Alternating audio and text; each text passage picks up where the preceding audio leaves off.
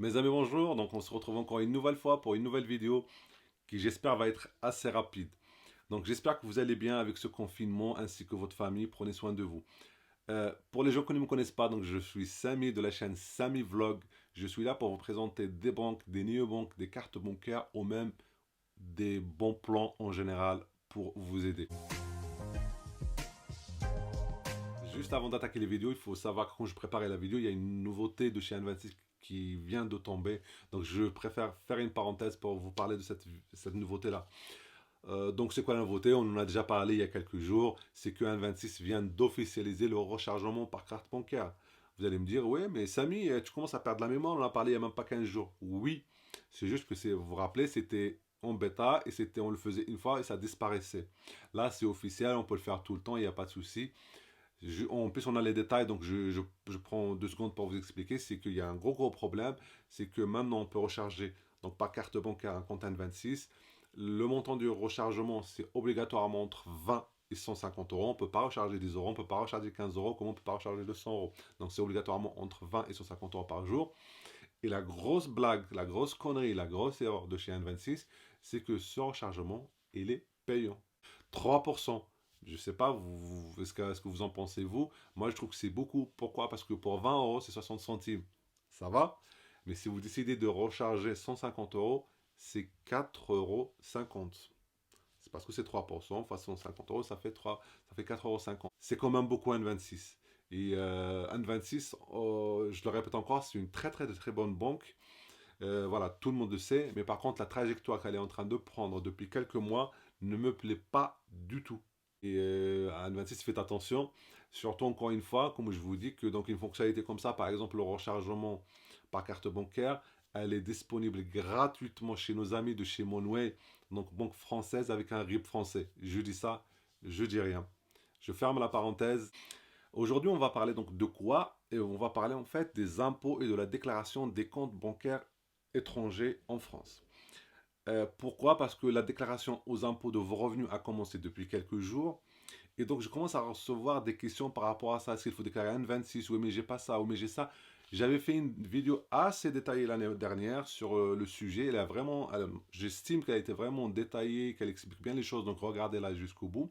Je vous mettrai le lien dans la description. Mais là, je reprends juste les questions de base que je reçois assez souvent et que je trouve que voilà, c'est dommage d'aller chercher tout ça alors que je peux vous donner les réponses assez rapidement.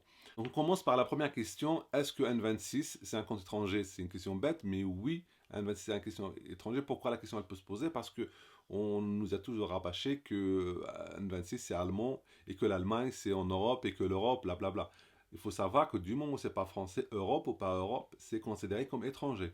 Donc, par conséquent, la réponse que je vais vous donner là par rapport à N26, c'est aussi les mêmes que pour Revolut ou alors Bank qui est hollandaise ou Revolut donc qui est britannique. Tout ça, c'est pas français, donc c'est étranger.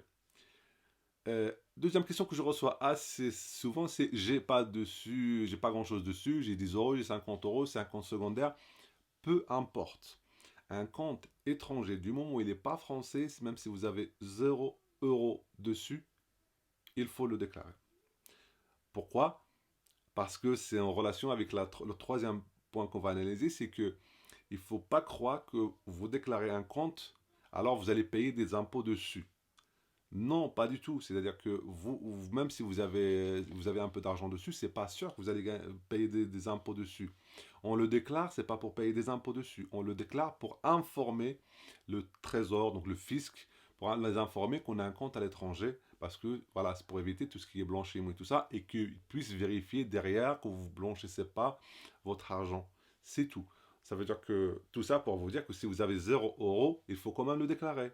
Une chose aussi importante, c'est que les gens ils me disent, oui, je l'ai ouvert depuis quelques mois, est-ce qu'il faut le déclarer? Non, on déclare un compte qu'un an après. Pourquoi? Parce qu'au niveau des revenus, peut-être qu'il y a beaucoup de jeunes qui me suivent, il faut savoir qu'au niveau des revenus, des impôts, on déclare toujours ce qu'on a gagné jusqu'à décembre de l'année dernière.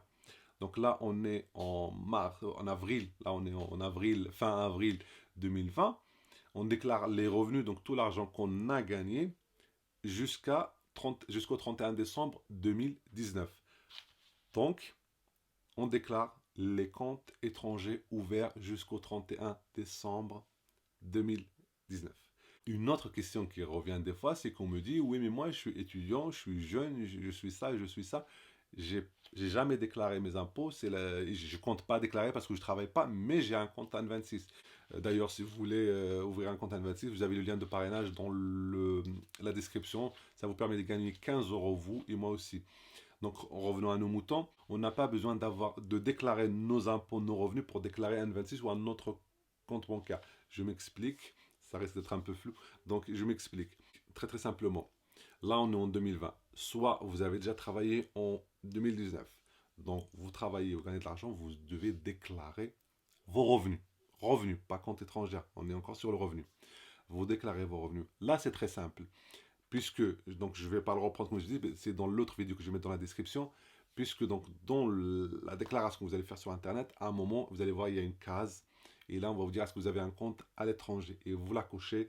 Et cette case-là va vous ouvrir encore une autre page. Et vous allez déclarer vos comptes à l'étranger que vous avez ouverts avant le 31 décembre 2019. La procédure, tout ce qu'il faut mettre dedans, parce que c'est un investissement en allemand et tout ça, c'est dans la vidéo qui est dans la description. Deuxième cas donc, qui nous intéresse pour cette question-là, c'est que vous n'avez jamais travaillé, vous n'avez pas déclaré vos revenus, donc vous n'avez pas de déclaration à faire. Là, dans ces cas-là, écoutez bien, vous allez sur le site des impôts, ou alors dans la vidéo que j'avais fait, vous pouvez déclarer un 26 toute seule, sans déclaration de revenus. Il y a un formulaire que pour ça, pour les comptes étrangers. La procédure, elle est dans la vidéo qui est dans la description. Donc, résumé rapidement, vous avez une vidéo dans la description qui vous reprend toute la procédure, tout ce qu'il faut remplir dans la procédure. Franchement, elle est assez détaillée. Un compte étranger, c'est un compte qui n'est pas français. Un compte étranger, on le déclare toujours l'année d'après de son ouverture, c'est-à-dire qu'on l'ouvre cette année, donc on le déclare l'année d'après. Un compte étranger, on le déclare même si on a 0 euros. Et un compte étranger, on peut le déclarer indépendamment de la déclaration de nos revenus. On peut le faire soit ensemble, soit indépendamment. Voilà mes amis, donc on arrive à la fin de la vidéo. Pour les gens qui ne l'ont pas encore fait, qui ne sont pas encore abonnés, ils peuvent toujours s'abonner, liker et commenter et poser vos questions dans les commentaires s'il y a besoin. Je vous souhaite bon courage avec ce confinement. À très très bientôt. Au revoir et prenez soin de vous.